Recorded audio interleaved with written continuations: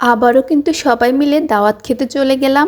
আর দাওয়াত খেতে গিয়ে তাদের বাসাটা দেখে তো বাবির সাথে হয়ে গেছে আমাদের তুমুল ঝগড়া। তো সেখানে গিয়ে আমাদের কেন ঝগড়া হয়েছে আর সেখানে আমরা কি কি খেলাম সবকিছুই কিন্তু তোমাদের সাথে শেয়ার করব। দেখতে থাকো পুরো ভিডিওটা। আসসালামু আলাইকুম, কেমন আছো তোমরা সবাই? প্রতিদিনের মতোই কিন্তু নাস্তা খাওয়া শেষে ভাবি রান্নার আয়োজন করতেছে।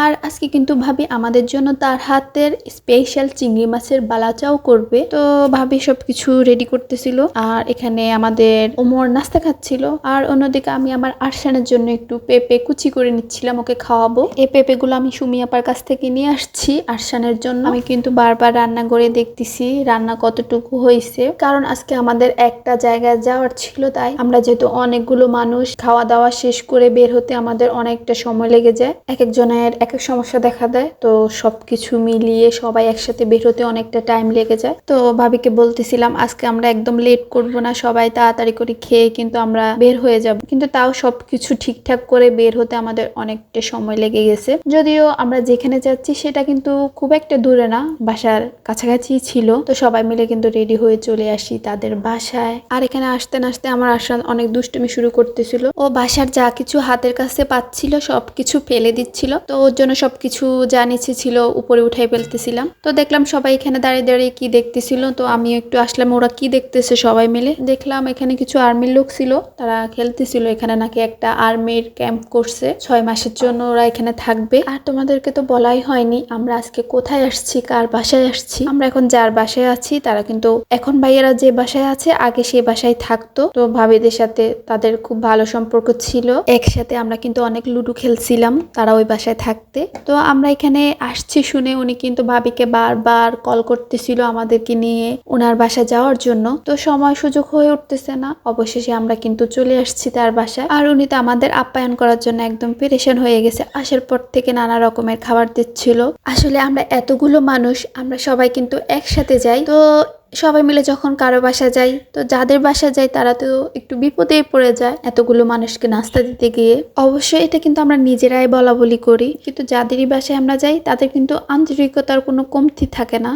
তাও আমাদের নিজেদের কাছে একটু লজ্জা লজ্জা লাগে আমরা এতগুলো মানুষ। তো আসার পর থেকে কিন্তু তিনি আমাদের অনেক কিছু দিয়ে যাচ্ছিল। প্রথমে সফট ড্রিঙ্কস, তারপরে নানা রকমের বিস্কিট, সুজির পিঠা, নুডলস, তারপরে নিয়ে আসছে তার হাতের বানানো স্পেশাল কফি। আর সত্যি বলতে তার হাতের কফিটা কিন্তু অনেক টেস্ট লাগছে আমার কাছে। আর কফিটা খেয়ে একটু রিল্যাক্স লাগতেছিল। আসলে সারাক্ষণ বাচ্চা কাচ্চার ভিতরে থাকি, এতগুলো বাচ্চা কাচ্চা মিলে চেঁচামেচি করে মাথা ধরে যায়। তো খাওয়া দাওয়া শেষ করে তিনি আমাদেরকে কিন্তু তার বাসার ছাদে নিয়ে আসছে। আর এখানে এসে তো আমাদের ভাবির সাথে লেগে গেছে তুমুল ঝগড়া। আর কারণটা হচ্ছে এ বাসায় কিন্তু ভাবিদের আসার কথা ছিল, ভাবিরা কিন্তু বাসা দেখে ঠিক করে ফেলছে। কিন্তু পরে কিছু মানুষ তাদেরকে নানা রকম কথা বলতেছিল, এখানে নাকি সিকিউরিটির প্রবলেম আছে। তারপরে পাশাপাশি আছে ক্লাব, ক্লাব বলতে আমরা যেটাকে কমিউনিটি সেন্টার বলি, আর তারা এখানে বলে ক্লাব। ক্লাবে নাকি সারা রাত গান বাজনা হয়, তাছাড়া নাকি অনেক উল্টাপাল্টা অনেক কিছু খায়। তো এখানে নাকি থাকা রিস্ক হবে। তো ভাবিরা ভয়ে আর এখানে আসে নাই। আমরা এসে বাসাটা দেখে তো আমাদের খুবই ভালো লাগছে। আমরা ভাবিকে বকাবকি করতেছি কেন এখানে আসে নাই।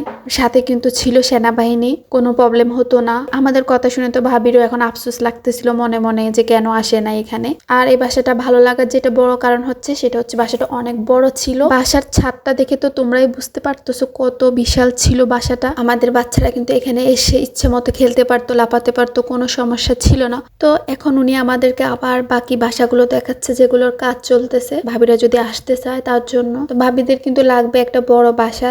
আমরা ঘুরে ঘুরে দেখতেছিলাম কোনটায় ভাবিরা আসলে ভালো হবে। ভাবিরা যে বাসায় আসতে চাইছিল সেটা এখন ভাড়া হয়ে গেছে, তো এখন নিতে হলে অন্য আরেকটা নিতে হবে। তো অনেক রাত হয়ে যায়, আমরা সবাই মিলে বাসায় ফিরে যাই। তো বাসায় গিয়ে আবার রাত জেগে শুরু হয় আমাদের কার্ড খেলা। তো আজকে এই পর্যন্ত, সবাই ভালো থাকবেন, দেখা হবে অন্য কোনো দিন অন্য কোনো ভিডিওর সাথে। আল্লাহ হাফেজ।